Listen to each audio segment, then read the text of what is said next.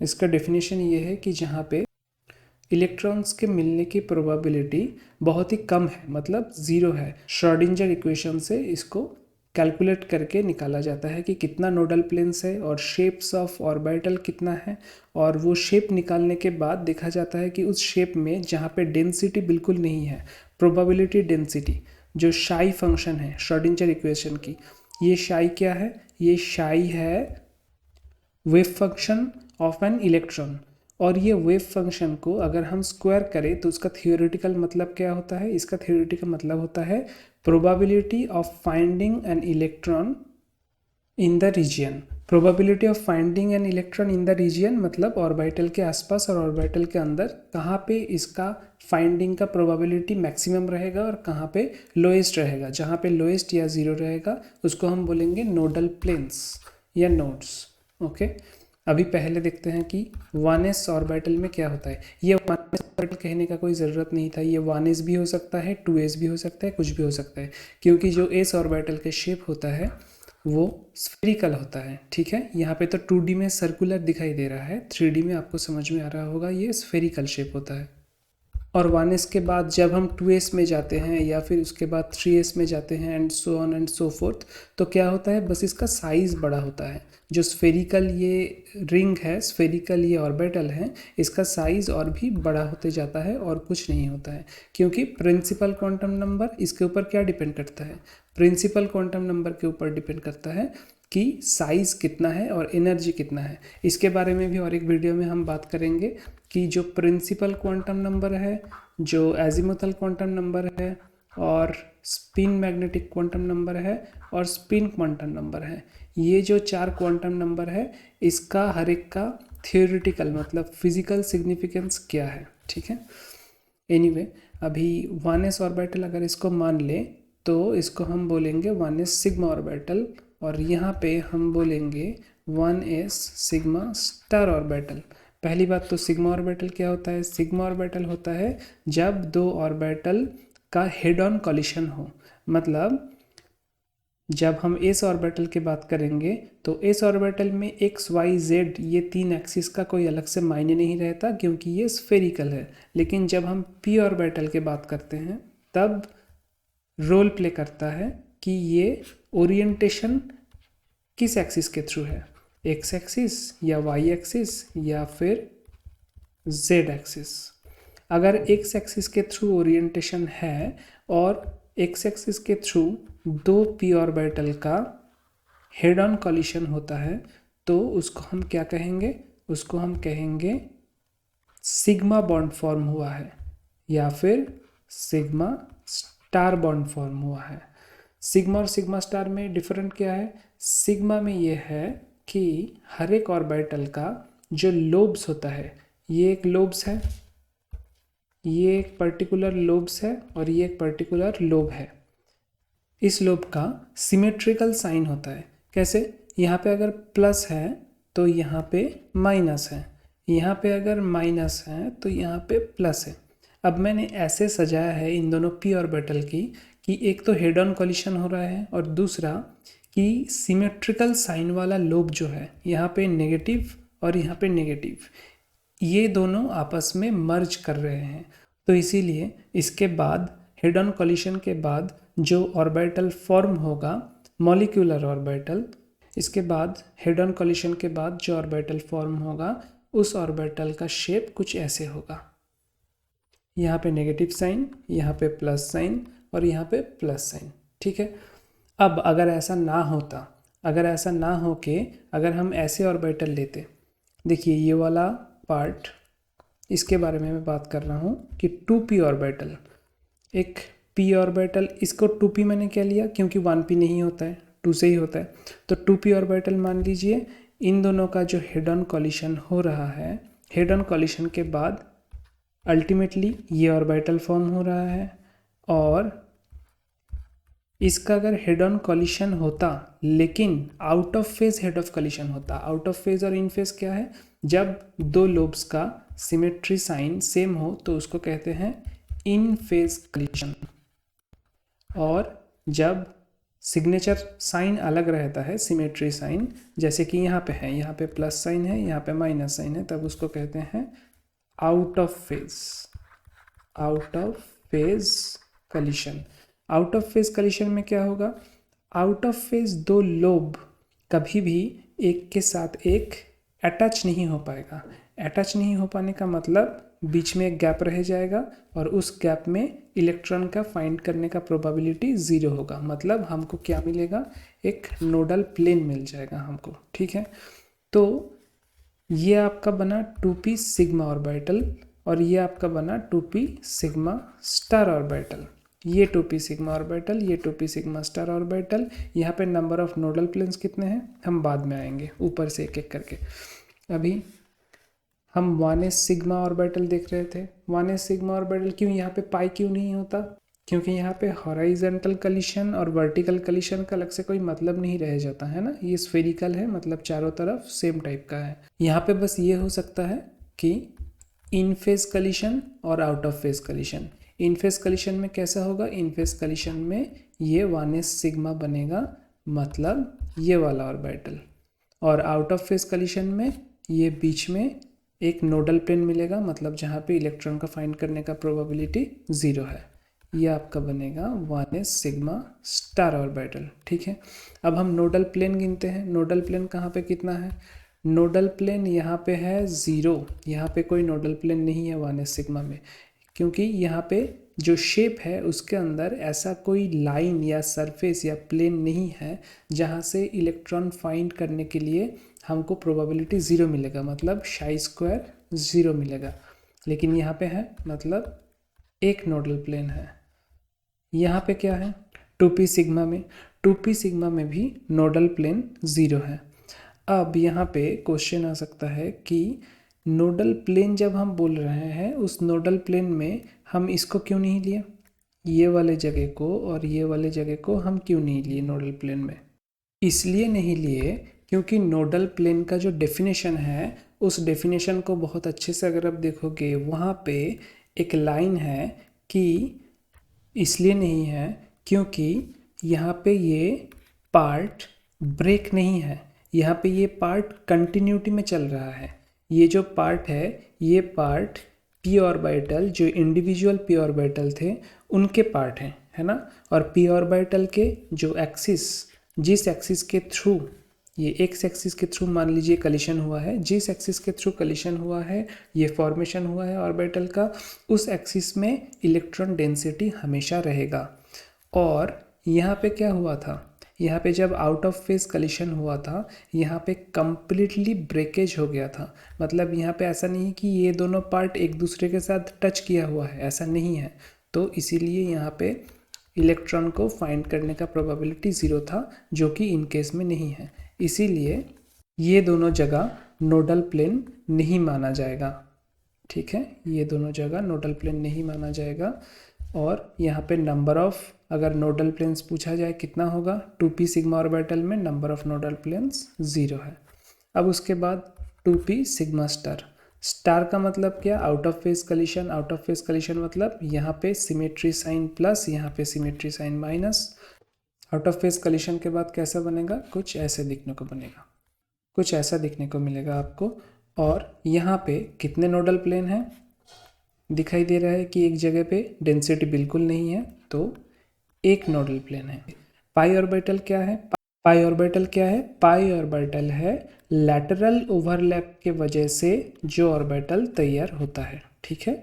अभी lateral overlap क्या है, यहाँ पे जैसे हुआ है, एक हुआ है इन फेज लैटरल ओवरलैप और एक हुआ है out of phase lateral overlap. अब इन फेज लैटरल ओवरलैप का मतलब यहाँ पे जो सिमेट्री साइन है प्लस यहाँ पे भी वही है, नीचे जो है यहाँ पे भी वही है।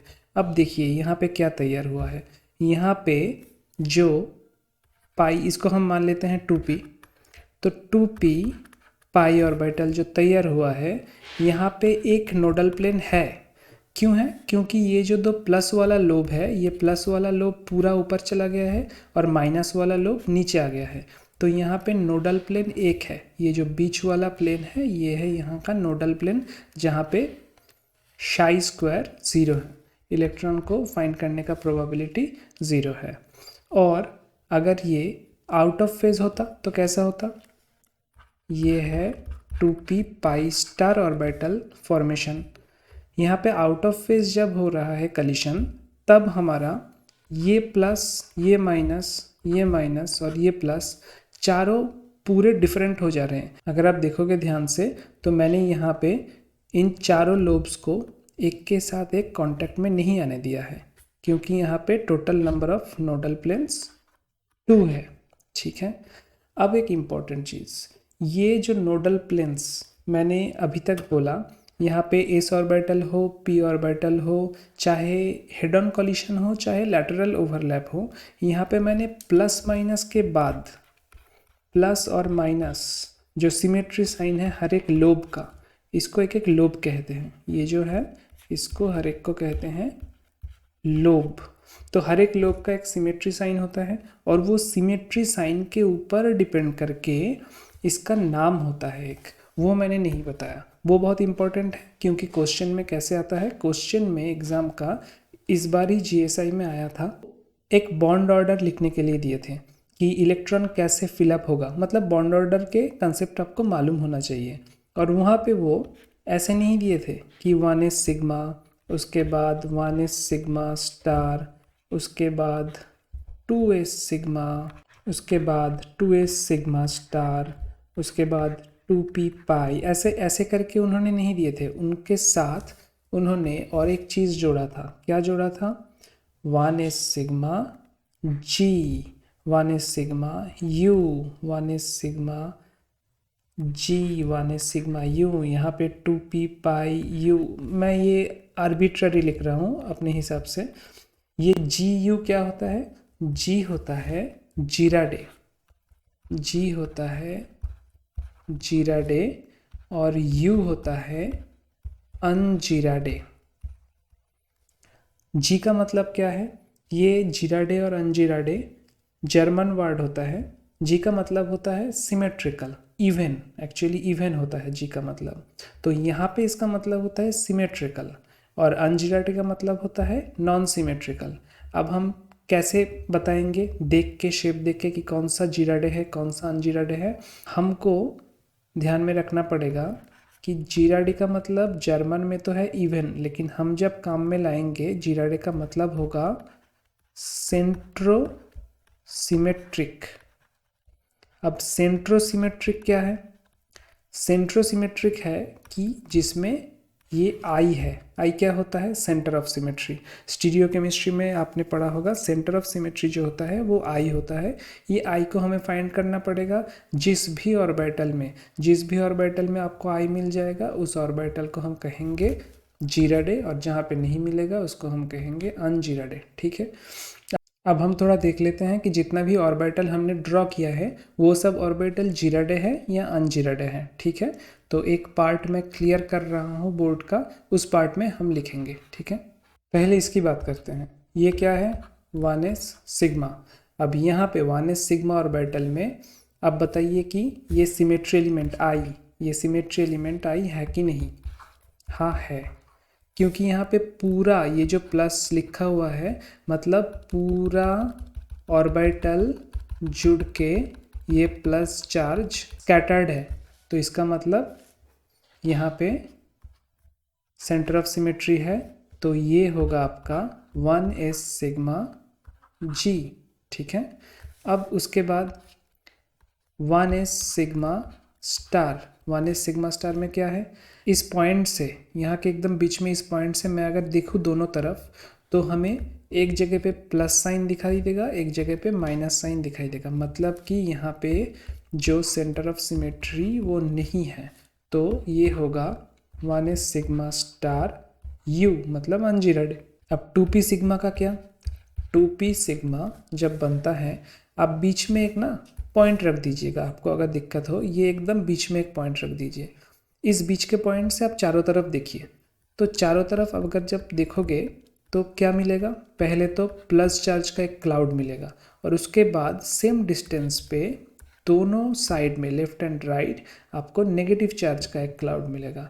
इसका मतलब ये सेंटर ऑफ सिमेट्री यहाँ पे एग्जिस्ट करता है और ये है आपका जीरा डे। ठीक है, इसके बाद जब आप 2p सिग्मा स्टार देखोगे, यहाँ पे क्या है 2p सिग्मा स्टार में अगर आप बीच में यहाँ पे अपने आँख को प्लेस करते हो और चारों तरफ देखते हो तो चारों तरफ कोई भी सिमेट्री नहीं है।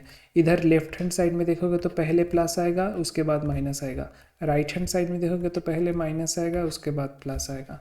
मतलब ये सेंटर ऑफ सिमेट्री एग्जिस्ट नहीं करता है और ये क्या है, अनजिराडे है।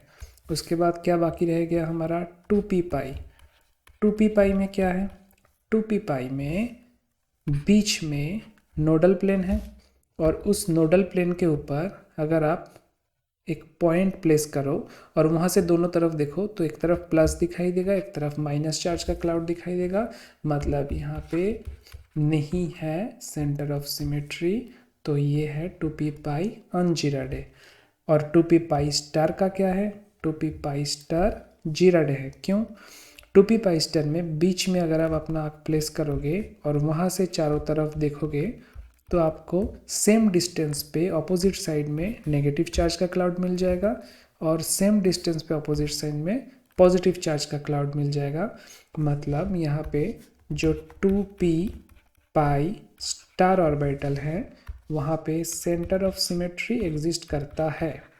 तो ये होगा आपका जिराडे, 2p पाई स्टार जिराडे। ठीक है, तो ये ध्यान में रखना बहुत ही इम्पॉर्टेंट है क्योंकि एग्ज़ाम में ऐसे क्वेश्चन आते हैं कि आपको नॉर्मल ऑर्बिटल नहीं दिया जाएगा, उसके साथ ये UG करके दिया जाएगा और आप एग्ज़ाम हॉल में बैठ के अगर ये सब शेप आपको याद ना है कि कौन से ऑर्बिटल का शेप क्या है तो आप वहाँ पे ट्रबल में पा जाओगे। अब देखिए, इतना कुछ जानने के बाद एग्ज़ाम में क्वेश्चन में क्या आता है कि how many nodal planes are there in delta U star orbital. ठीक है, अब देखिए आपको स्टार पता है कि स्टार क्या होता है, स्टार मतलब out of phase collision. U क्या होता है, U मतलब अनजिराडे। लेकिन डेल्टा क्या होता है, जैसे सिग्मा ऑर्बिटल होता है पाई ऑर्बिटल होता है वैसे ही डेल्टा ऑर्बिटल होता है। अब डेल्टा ऑर्बिटल सिग्मा और पाई जब मैं पढ़ाया तब वहाँ पे एक भी बार डी ऑर्बिटल का जिक्र नहीं आया है ना। डी ऑर्बिटल का जिक्र इसलिए नहीं आया क्योंकि डी ऑर्बिटल एक तो 4 लोब में रहते हैं है ना। डी ऑर्बिटल का देयर आर 4 लोब्स और ये 4 लोब्स का एक के साथ एक हॉरिजॉन्टली ओवरलैप कर पाना बहुत मुश्किल बात होती है। लेकिन कोई कोई ऑर्गेनोमेटेलिक कॉम्प्लेक्स में ये पॉसिबल होता है कि एक्स एक्सिस, वाई एक्सिस और जेड एक्सिस इन तीनों में से कोई 2 एक्सिस बराबर ये जो 4 लोब है वो एक के साथ एक ओवरलैप कर जाए। ठीक है, अब देखिए यहाँ पे मान लीजिए कोई भी ऑर्बिटल है। अब एक डी ऑर्बिटल मान लीजिए कि डी ऑर्बिटल के ओवरलैप के बाद ये 2 लोब्स अपने आप में और ये 2 लोब्स, देखिए मैं बहुत ध्यान से ड्रॉ करने का कोशिश कर रहा हूँ ताकि आपको समझ में आए कि कौन सा लोब कौन से लोब के साथ मर्ज हुआ है। ठीक है, तो ये लोब के साथ मर्ज हुआ है, ये लोब के साथ मर्ज हुआ है और ये लोब के साथ मर्ज हुआ है, ये लोब के साथ मर्ज हुआ है। और यहाँ पे भी मर्जिंग का क्या टेक्निक है, एक है इन फेज कलिशन हो सकता है और दूसरा होता है आउट ऑफ फेज कलिशन। ठीक है, इन फेज और आउट ऑफ फेज कलिशन का मतलब क्या है, मतलब ये है कि यहाँ पे मान लीजिए प्लस चार्ज है और यहाँ पे माइनस चार्ज है, यहाँ पे प्लस चार्ज है, यहाँ पे माइनस चार्ज है। लेकिन जिसके साथ ये कलिशन होगा ये प्लस के साथ यहाँ पे कलिशन हो रहा है माइनस चार्ज का, तब ये हो जाएगा आउट ऑफ फेज। बाकियों का भी सेम तरीके से। और यहाँ पे इन फेज का मतलब क्या है कि यहाँ पे प्लस चार्ज है तो यहाँ पे भी प्लस चार्ज है, यहाँ पे माइनस चार्ज है तो इसके साथ जो कलिशन हो रहा है यहाँ पे भी माइनस चार्ज है, तो ये हुआ इन फेज कलिशन। तो इन फेज कलिशन के बाद जो हमारे पास ऑर्बिटल आएगा मॉलिक्यूलर ऑर्बिटल। ठीक है, by the way atomic orbital जब एक के साथ एक एटॉमिक ऑर्बिटल 1AO और अनदर AO दोनों मिलके क्या बनाता है, 2 MO मॉलिक्यूलर ऑर्बिटल बनाता है 2। जितने एटॉमिक ऑर्बिटल एक साथ ओवरलैप करेगा उतना ही मॉलिक्यूलर ऑर्बिटल तैयार होगा। इसका भी एक टर्म है, इसको बोलते हैं LCAO, linear combination of atomic orbital. ठीक है, अब linear combination of atomic orbital के बाद तैयार हुआ यहाँ पे 2 मॉलिक्यूलर ऑर्बिटल।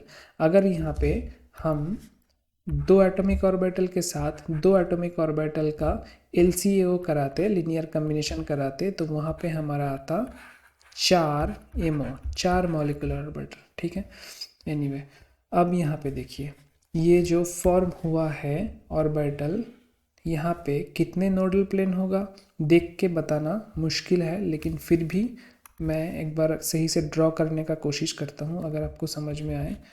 ये जो पहला वाला लोब है ये ऐसा है, इसके बाद ये जो पीछे वाला लोब है, ये पीछे वाला लोब, ये हैमबर्गर टाइप दिखता है ना, ये जो पीछे वाला एकदम है ये भी प्लस है, ये आगे का भी प्लस है, ये माइनस है और ये माइनस है। तो यहाँ पे क्या मिलेगा आपको, यहाँ पे मिलेगा 2 नोडल प्लेन्स, 2 नोडल प्लेन्स आपको यहाँ पे मिलेगा। ठीक है, अब 2 नोडल प्लेन्स कैसे आप इमेजिन कर पाओगे, आप ऐसे इमेजिन करो कि एक्स और वाई एक्सिस तो आप इमेजिन कर ही पाते हो, आप इस तरफ देखो, इस तरफ एक्स और वाई तो आप इमेजिन कर ही पा रहे हो। तो मान लो कि एक्स जेड, ये एक्स जेड जो प्लेन है, ये एक्स जेड प्लेन, ये प्लेन गया है इसके बीच में से, ऐसे ऐसे एक एक्स जेड प्लेन गया है इसके बीच में से। ठीक है, और एक मान लो कि जो ये लैपटॉप का प्लेन है, आप जहाँ से भी देख रहे हो, मोबाइल हो, लैपटॉप हो, कंप्यूटर हो, डेस्कटॉप, तो ये जो डेस्कटॉप का एक प्लेन है, इस प्लेन को आप मान लीजिए। ठीक है, इस प्लेन को मान लीजिए। तो ये दोनों प्लेन है आपका नोडल प्लेन। तो ये डेस्कटॉप का प्लेन मतलब यहाँ पे कौन सा प्लेन होगा, एक्स वाई प्लेन होगा। अब यहाँ पे एक बहुत इंपॉर्टेंट क्वेश्चन आता है। क्या इंपॉर्टेंट क्वेश्चन आता है, चलिए पहले ये सवाल जो है कि how many nodal planes are there in delta U star, तो वो पहले सॉल्व कर लेते हैं, उसके बाद वो देखते हैं मैं जिस क्वेश्चन के बारे में बात कर रहा था। अब आउट ऑफ फेज जब होगा कलिशन तो कैसा होगा, आउट ऑफ फेज कलिशन के वक्त बिल्कुल डिटैच्ड ऐसा एक मॉलिक्यूलर ऑर्बिटल तैयार होता है। ठीक है, और यहाँ पे कंप्लीटली 2 नोडल प्लेन मिलता है same as in phase collision. तो ये आपको ध्यान में रखना पड़ेगा कि डेल्टा स्टार और डेल्टा दोनों का 2-2 करके नोडल प्लेन होता है।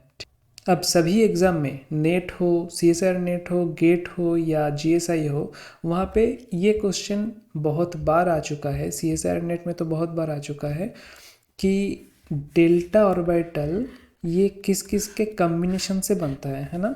अब एग्ज़ाम में कैसा कैसा ऑप्शन रहता है, बहुत सारा ऑप्शन रहता है। CSIR नेट और गेट में तो इसका करेक्शन भी हो चुका है 1-2 बार।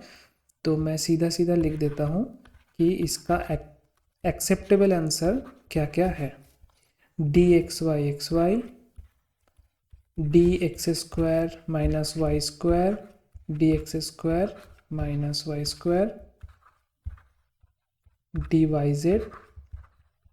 dyz, ये दोनों आपको CSIR के क्वेश्चन में मिलेगा। मतलब CSIR के सिर्फ क्वेश्चन नहीं, वहाँ का ऑफिशियल आंसर की भी अगर देख लेंगे तो वहाँ पे भी ये मिल जाएगा।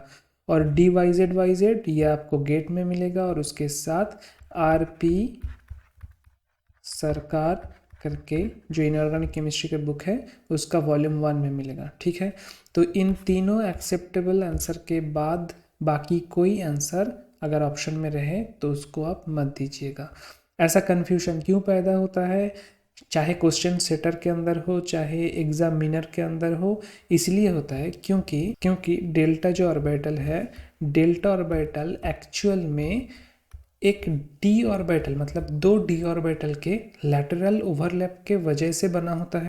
और लैटरल ऑर्बिटल ओवरलैप किसके ऊपर डिपेंड करता है कि जो एक्चुअल कंपाउंड है जिसमें ये डेल्टा ऑर्बिटल फॉर्म हो रहा है, जैसे कि ये वाला कंपाउंड, इसके ऊपर मैं अभी आ रहा हूँ, तो उस कॉम्प्लेक्स में बाकी मॉलिक्यूल्स का, बाकी एटम्स का किस एक्सिस के थ्रू बॉन्डिंग हो रहा है, एक्स एक्सिस के थ्रू हो रहा है या वाई एक्सिस के थ्रू या फिर जेड एक्सिस के थ्रू, उसके ऊपर डिपेंड करता है कि उस एटम का पर्टिकुलरली जो डी ऑर्बिटल है वो अलाइंड किस एक्सिस में है। ज़्यादातर देखा जाता है कि अलाइंड होता है एक्स और वाई एक्सिस पे, इसीलिए ये डी एक्स वाई और D X square minus Y square are the more acceptable answers according to CSIR NET question setter authority. अब देखिए दो क्वेश्चन हुआ, दो क्वेश्चन क्या हुआ कि how many nodal planes are there in sigma U star orbital, क्या होगा, दो नोडल प्लेन्स। अगर आपको पूछा जाता ये अगर जी ना होके, यू ना होके जी होता तो क्या होता, तो भी यहाँ पे दो होता है ना, दो नोडल प्लेन होता। और दूसरा क्या है कि कौन से ऑर्बिटल के कम्बिनेशन से डेल्टा ऑर्बिटल बनता है, वो भी हो गया। अब देखिए बॉन्ड ऑर्डर में हम आते हैं, है ना। मैंने आपको कहा था कि अलग अलग चीज़ें, अलग अलग टॉपिक एक दूसरे के साथ इंटरकनेक्टेड होता है, और एग्ज़ाम हॉल में बैठ के आपके ब्रेन को एक टॉपिक के कंसेप्शन से दूसरे टॉपिक के कंसेप्शन में ले जाके दोनों को पंच करके फिर उस क्वेश्चन को सॉल्व कर पाना थोड़ा मुश्किल होता है। तो इसीलिए यहाँ पे मैं अलग अलग जितने भी टॉपिक्स हैं वहाँ का इम्पोर्टेंट कंसेप्ट एक साथ करके जितने भी चाहे टफ क्वेश्चंस कराते जाऊँगा, तो आपका क्या होगा, कंसेप्शन भी क्लियर होता जाएगा और वो क्वेश्चन भी एक्चुअली हाथों हाथ प्रैक्टिस हो जाएगा, जिस टाइप का क्वेश्चन आने का प्रोबेबिलिटीज़ रहेगा, है ना। अब देखिए क्वेश्चन है कि बॉन्ड ऑर्डर Re2Cl8, यहाँ पे कितना आएगा बॉन्ड ऑर्डर।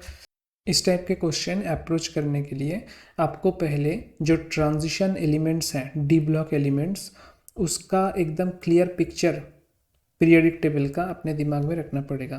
कैसे, जैसे एकदम पहले आप मान लीजिए कि पीरियोडिक टेबल में क्या है, स्कैंडियम, इंडियम और उसके नीचे लैंथनम टू लुटेशियम।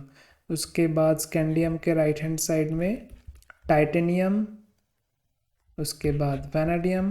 टाइटेनियम के नीचे क्या है, टाइटेनियम के नीचे है जिरकोनियम, हॉफनियम। वैनेडियम के नीचे नाइबियम, टेंटलम। वैनेडियम के राइट हैंड साइड में क्रोमियम, उसके बाद मैंगनीज, उसके बाद एफी, फिर कोबल्ट, फिर निकल, फिर कॉपर और आखिर में जेडन।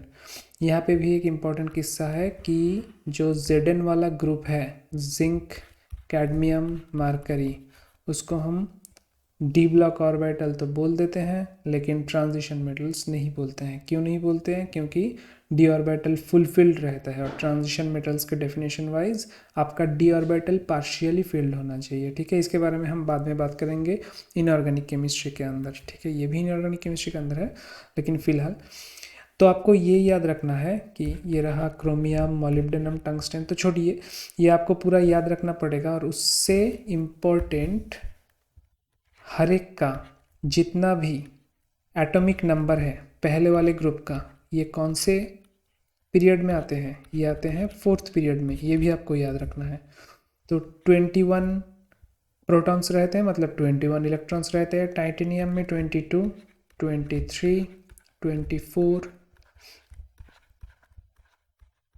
28, 29 एंड 30।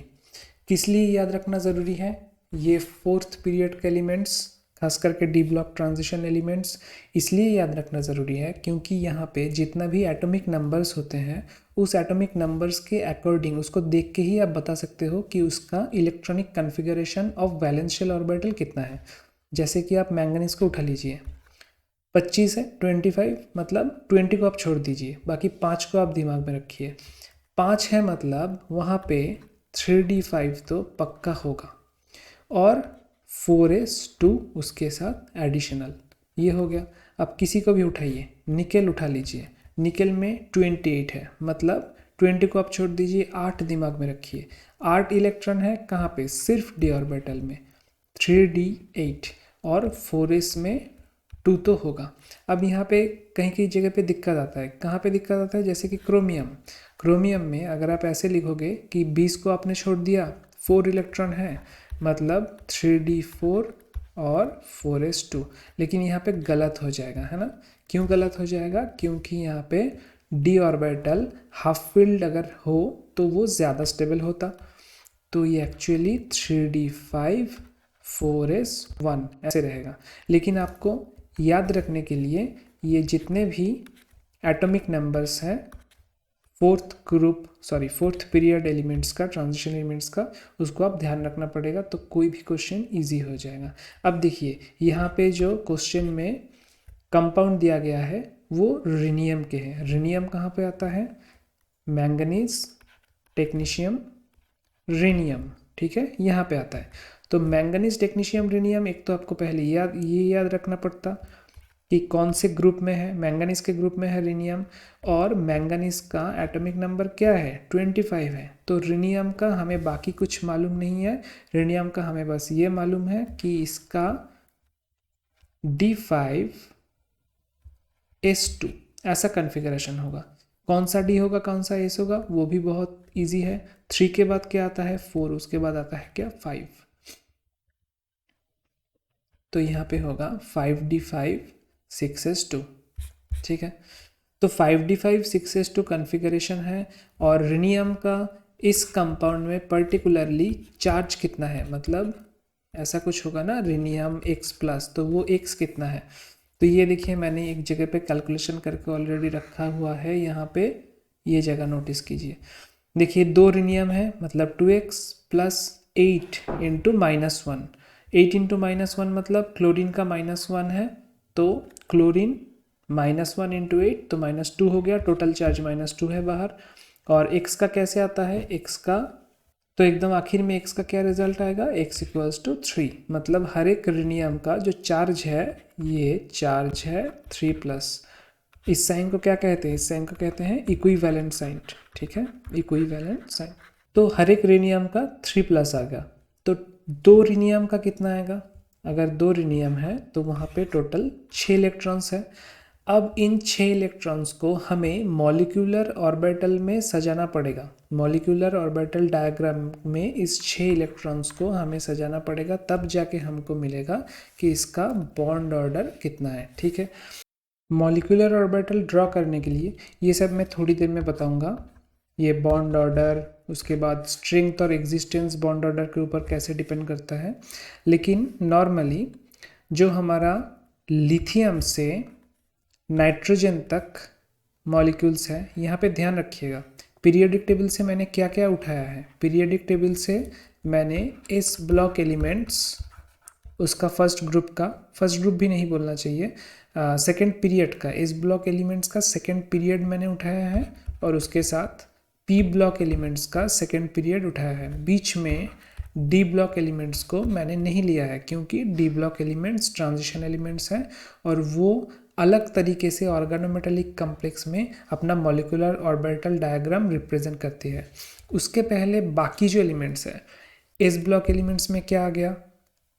लिथियम आ गया, बेरिलियम आ गया, और पी ब्लॉक एलिमेंट्स से boron, carbon, nitrogen, oxygen, fluorine और नियॉन आ गया, है ना। तो यहाँ पे आप ध्यान रखिएगा कि लिथियम से, पर्टिकुलरली लिथियम से नाइट्रोजन तक, यहाँ पे मैं बाउंड्री दे रहा हूँ, पर्टिकुलरली लिथियम से नाइट्रोजन तक का मॉलिक्यूलर ऑर्बिटल थ्योरी, इसको मैं बोलता हूँ एबनॉर्मल। इसका मॉलिक्यूलर ऑर्बिटल थ्योरी एबनॉर्मल होता है, इसका मॉलिक्यूलर ऑर्बिटल डायग्राम एबनॉर्मल होता है। और उसके बाद ऑक्सीजन से यहाँ का मॉलिक्यूलर ऑर्बिटल थ्योरी या डायग्राम ये नॉर्मल होता है। आप अपने तरीके से जैसे भी याद रखना चाहो आप याद रख सकते हो। क्यों मैंने ऐसे बताया? क्योंकि जब मॉलिक्यूलर ऑर्बिटल ड्रॉ होता है तो वो कैसे ड्रॉ होता है? पहली बात तो हमें मॉलिक्यूल चाहिए, एटम नहीं चाहिए, तो हमें एटलीस्ट 2 एटम मिलाना पड़ेगा एक मॉलिक्यूलर ऑर्बिटल को ड्रॉ करने के लिए। जैसे कि लिथियम, तो लिथियम में Li2 फॉर्म में लूँगा। Li2 फॉर्म में लेने के बाद मैं देखूंगा कि हर एक लिथियम में कितने प्रोटॉन्स हैं? 3 प्रोटॉन्स है, एटॉमिक नंबर 3 है Li का, मतलब इलेक्ट्रॉन्स कितना रहेगा? 3 रहेगा हर एक लिथियम में। तो total number of electrons in Li2 कितना रहेगा? 6 रहेगा। और इसका कन्फिगरेशन कैसा रहता है? 1s2 2s1 ऐसा, ठीक है। अब बाकी 2p वगैरह में 0 0 रहता है, ठीक है। लेकिन जब मॉलिकुलर ऑर्बिटल हम ड्रॉ करेंगे तो वहाँ पे ऐसा आएगा 1s फिर 1s, ये एक लिथियम एटम का, ये दूसरा लिथियम एटम का, ये जो Li2 है उसके अंदर से। तो 1s और 1s दोनों मिलके दो मॉलिक्यूलर ऑर्बिटल बनाएंगे। मैंने पहले ही कहा था, यहाँ पे कहीं पे मैंने कहा था कि हाँ, ये जो 1 एटॉमिक ऑर्बिटल और 1 एटॉमिक ऑर्बिटल मिलके दो मॉलिक्यूलर ऑर्बिटल तैयार करते हैं linear combination of atomic orbital से। अगर दो एटॉमिक ऑर्बिटल है तो 4 मॉलिक्यूलर ऑर्बिटल तैयार होगा। तो यहाँ पे उसी थ्योरी का अप्लाई करते हुए कि जितने भी मॉलिक्यूलर ऑर्बिटल एटॉमिक ऑर्बिटल है वो अपने में कंबाइन करने के बाद उतना मॉलिक्यूलर ऑर्बिटल तैयार करेगा, n + n 2n molecular orbital तैयार होगा। अब यहाँ पे देखिए 2s of 1 lithium atom and 2s orbital of second lithium atom, यहाँ पे भी एक बनेगा सिग्मा, एक बनेगा सिग्मा स्टार। और स्टार हमेशा ऊपर में लिख रहा हूँ, क्यों ऊपर में लिख रहा हूँ? क्योंकि जो एंटी बॉन्डिंग ऑर्बिटल होता है, स्टार मतलब एंटी बॉन्डिंग ऑर्बिटल का जो एनर्जी है वो बॉन्डिंग ऑर्बिटल के एनर्जी से ज़्यादा होता है, ठीक है, एनर्जी वाइज। उसके बाद आता है 2p, और यहाँ पे ये कौन सा एबनॉर्मल है और कौन सा नॉर्मल है उसका कंसेप्शन आता है। क्योंकि 2p ऑर्बिटल में क्या होता है, हर एक p ऑर्बिटल में px, py और pz ये 3 ऑर्बिटल रहते हैं, है ना। तो ये 3 ऑर्बिटल को हमें अलग से अगर कलिशन करके मॉलिक्यूलर ऑर्बिटल में कन्वर्ट करना पड़े तो यहाँ पे एक तो होगा हेड ऑन कलिशन, क्योंकि कोई मॉलिक्यूल, एक मॉलिक्यूल दूसरे मॉलिक्यूल में आइदर एक्स ऑर्बिटल के डायरेक्शन में कलिशन करेगा और वाई ऑर्बिटल के डायरेक्शन में कलिशन करेगा और जेड ऑर्बिटल के डायरेक्शन में कलिशन करेगा। मतलब अगर एक्स ऑर्बिटल के डायरेक्शन में कलिशन हुआ तो वहाँ पे हमें मिलेगा px सिग्मा, और बाकी yz हमें वहाँ पे मिल जाएगा py पाई और pz पाई। वैसे ही अगर कोई मॉलिक्यूल का कलिशन हुआ y एक्सिस के थ्रू तो वहाँ पे हमें मिलेगा py सिग्मा, और वहाँ पे हमें बाकी क्या मिल जाएगा, px पाई pz पाई, ठीक है, आप समझ रहे हैं। तो यहाँ पे एक तो हमें सिग्मा ऑर्बिटल बनाना है और 2 पाई ऑर्बिटल बनाना है। तो ये सिग्मा ऑर्बिटल पहले आना चाहिए, उसके बाद पाई ऑर्बिटल आना चाहिए, क्योंकि हेड ऑन कॉलिशन जो होता है उसका स्टेबिलिटी बाकी जो लैटरल ओवरलैप होता है उसके स्टेबिलिटी से ज़्यादा रहता है, क्योंकि यहाँ पे ज़्यादा पोर्शन ओवरलैप हो पाते हैं, ठीक है। तो उस हिसाब से ये जो 2px, आप यहाँ पे अभी देखिए इस ऑर्बिटल के बारे में, यहाँ पे जो 2px सिग्मा है इस ऑर्बिटल की एनर्जी नीचे रहना चाहिए, लेकिन ऐसा नहीं होता है। कहाँ पे नहीं होता है?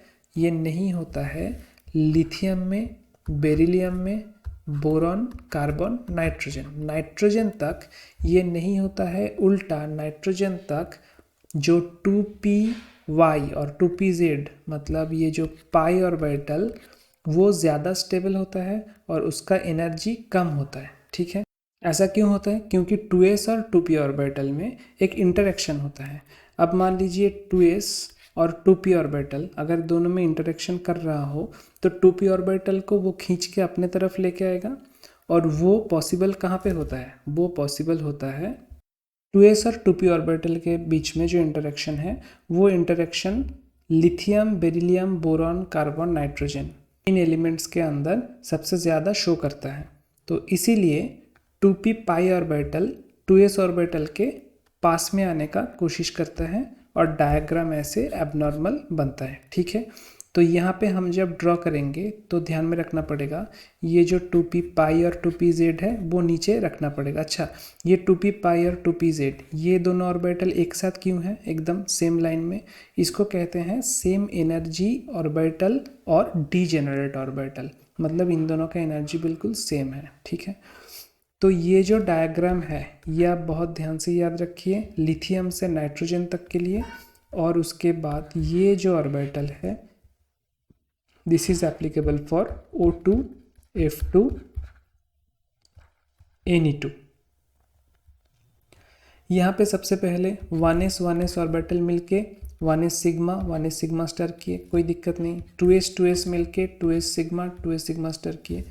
और 2p ऑर्बिटल यहाँ पे हम वो जो 2s ऑर्बिटल का और 2p ऑर्बिटल का बीच में इंटरेक्शन है उसको नेग्लेक्ट कर सकते हैं।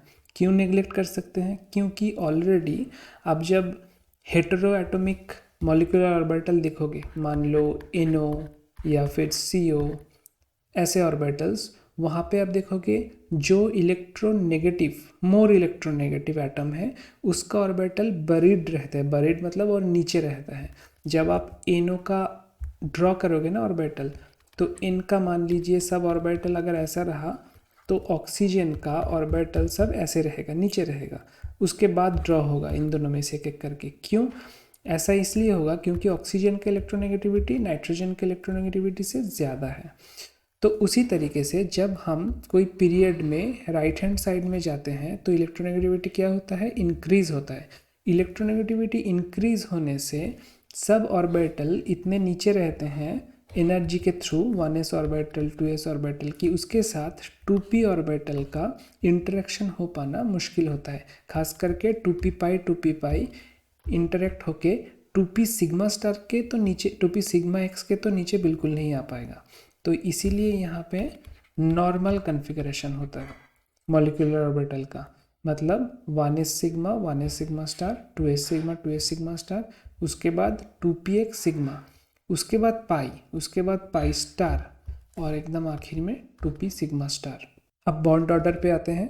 लिथियम का जैसे आपने देखा कि लिथियम का इस टाइप का ऑर्बिटल होता है और Li2 जो मॉलिक्यूल है वहाँ पे कितना इलेक्ट्रॉन रहता है? हर एक Li में 3 इलेक्ट्रॉन, मतलब Li2 में 6 इलेक्ट्रॉन। अब इस 6 इलेक्ट्रॉन को हम कैसे यहाँ पे भरेंगे? ऐसे भरेंगे, डीजेनरेट ऑर्बिटल पे पहले 2, 1 2 फिर 3 4 5 6। ठीक है, अब यहाँ पे बॉन्डिंग ऑर्बिटल कौन सा है? 1s सिग्मा 2s सिग्मा, और उसमें बॉन्डिंग इलेक्ट्रॉन कितना है? 4, 1 2 3 4, 4 बॉन्डिंग इलेक्ट्रॉन और यहाँ पे 2 एंटी बॉन्डिंग इलेक्ट्रॉन। और हमारा बॉन्ड ऑर्डर का नॉर्मल फॉर्मूला क्या है? नॉर्मल फॉर्मूला इसलिए बोल रहा हूँ क्योंकि बहुत सारा ऐसा मॉलिक्यूल इसके बाद आपके पास आएगा, 3-4 एटम के मिला हुआ मॉलिक्यूल, तो उस मॉलिक्यूल में आप इस फॉर्मूले को यूज़ नहीं कर पाओगे। ठीक है, वो तो मैं बाद में कराऊंगा। अभी फ़िलहाल बॉन्डिंग इलेक्ट्रॉन्स कितना है लिथियम 2 में? 4 है। एंटी बॉन्डिंग इलेक्ट्रॉन्स कितना है? 2 है। सो बॉन्ड ऑर्डर इसमें आ जाएगा 1 लिथियम 2 का। और यहाँ पे एक चीज़ मैंने लिखा है कि एग्जिस्टेंस पता चलता है, स्ट्रेंथ पता चलता है। एग्जिस्टेंस कैसे पता चलता है? बॉन्ड ऑर्डर से। मान लीजिए आप हीलियम 2, आपको किसी ने पूछा कि ये एग्जिस्ट करता है कि नहीं। हीलियम 2 में कितना होगा? हर एक हीलियम में 2 इलेक्ट्रॉन रहता है, हीलियम 2 में 4 इलेक्ट्रॉन रहेगा। 4 इलेक्ट्रॉन रहेगा मतलब 1s और 1s सिग्मा स्टार में 2 करके रहेगा। तो नंबर ऑफ बॉन्डिंग इलेक्ट्रॉन्स कितना है? 2। Number of anti bonding electrons 2। तो टोटल डिवाइड होने के बाद ये 0 रहा। आप ध्यान रखिएगा कि बॉन्ड ऑर्डर अगर 0 आए या नेगेटिव आए उसका मतलब क्या है? ये इम्प्लाई करता है कि वो मॉलिक्यूल अनस्टेबल है, मतलब वो मॉलिक्यूल एग्जिस्ट नहीं करता, और अगर करता भी है तो बहुत अनस्टेबल स्टेट में एग्जिस्ट करता है। ठीक है, अभी बॉन्ड ऑर्डर का नेक्स्ट एग्जांपल में आते हैं कि यहाँ पे बॉन्ड ऑर्डर कैसे निकालें। अब देखिए एग्ज़ाम में आपका क्वेश्चन आया है ऑर्गेनोमेटेलिक से, और ऑर्गेनोमेटेलिक कॉम्प्लेक्स में बॉन्ड ऑर्डर कैसे ड्रॉ किया जाएगा? पहले सिग्मा, उसके बाद पाई, और उसके बाद डेल्टा, और उसके बाद डेल्टा स्टार, फिर पाई स्टार और उसके बाद सिग्मा स्टार। ये आपको नॉर्मली अगर आप बॉन्ड ऑर्डर के जो कंसेप्शन है वो पता करके जाते हैं और ऑर्गेनोमेटेलिक केमिस्ट्री का बॉन्ड ऑर्डर कैसे होता है वो पता करके नहीं जाते हैं तो एग्ज़ाम हॉल में प्रॉब्लम हो सकता है। तो ये आप लिख लीजिए कि बॉन्ड ऑर्डर ऐसा होता है, सिग्मा, पाई और डेल्टा, उसके तुरंत बाद डेल्टा स्टार, पाई स्टार और सिग्मा स्टार, ये रहता है बॉन्ड ऑर्डर। और ये बॉन्ड ऑर्डर हम जो भी इसके पहले भी जो बॉन्ड ऑर्डर का मॉलिक्यूलर ऑर्बिटल डायग्राम दिखाया, ये मॉलिक्यूलर ऑर्बिटल का डायग्राम का मतलब होता है कि ऊपर जाने के वक्त एनर्जी इंक्रीज होता है, आप जितना नीचे से ऊपर जा रहे हो, इसीलिए जो स्टार वाला एंटी बॉन्डिंग वाला ऑर्बिटल है वो ऊपर रहता है। तो यहाँ पे भी सेम रहेगा कि इसका energy profile molecular orbital diagram ऐसा रहेगा। और ऋणियम का कितना इलेक्ट्रॉन निकला था? 2 ऋणियम का इस कॉम्प्लेक्स में 6 इलेक्ट्रॉन निकला था। यहाँ पे गलत किए थे हमने, यहाँ पे एक चीज़ इसीलिए गलत किए थे क्योंकि ऋणियम का 3+ निकला है ना। ऋणियम का अगर 3+ निकला है इसके मतलब हर एक ऋणियम में कितना एटम है, हर एक ऋणियम में कितने इलेक्ट्रॉन है। ऋणियम किस ग्रुप में आता है? मैंगनीज के ग्रुप में आता है। मैंगनीज के ग्रुप में आता है मतलब इसका 5d5 6s2, यहाँ पे हमने बताया था 5d5 6s2 इसका इलेक्ट्रॉनिक कन्फिगरेशन होगा। अब अगर ऋणियम 3+ कंडीशन में है तो इसका इलेक्ट्रॉनिक कन्फिगरेशन होगा 5d4 6s0, मतलब 3 इलेक्ट्रॉन चला गया। मतलब हर एक ऋणियम में 4 इलेक्ट्रॉन बचा हुआ है। हमारे पास कितने ऋणियम हैं? 2 ऋणियम है। तो 2 ऋणियम के लिए टोटल हमारे पास अवेलेबल इलेक्ट्रॉन्स होगा 8, ठीक है। ये 6 इलेक्ट्रॉन नहीं होगा, मैंने कह दिया था कैसे पता नहीं, ये 8 इलेक्ट्रॉन होगा हमारे पास अवेलेबल। तो 8 इलेक्ट्रॉन अगर अवेलेबल है उसको हम कैसे बिठाएंगे इस एनर्जी डायग्राम में, मॉलिक्यूलर ऑर्बिटल डायग्राम में? 1 2 3 4 5 6 7 8 हो गया। अब इन 8 में से कौन सा बॉन्डिंग है, कौन सा एंटी बॉन्डिंग है? सभी बॉन्डिंग है। और बॉन्ड ऑर्डर के मुताबिक number of bonding electrons minus number of anti bonding electrons, जो कि यहाँ पे 0 है, डिवाइडेड बाय 2, ये रहा आपका बॉन्ड ऑर्डर। तो यही क्वेश्चन में पूछा गया था कि ऋणियम 2Cl8 इसमें बॉन्ड ऑर्डर कितना है, ठीक है।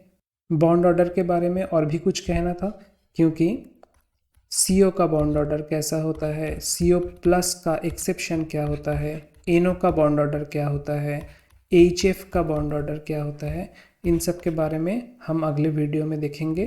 तो ये बॉन्ड ऑर्डर और मॉलिक्यूलर ऑर्बिटल थ्योरी वाला जो टॉपिक है ये हमारा अभी कंटिन्यूड में चलेगा। आज के लिए thank you, have a nice day.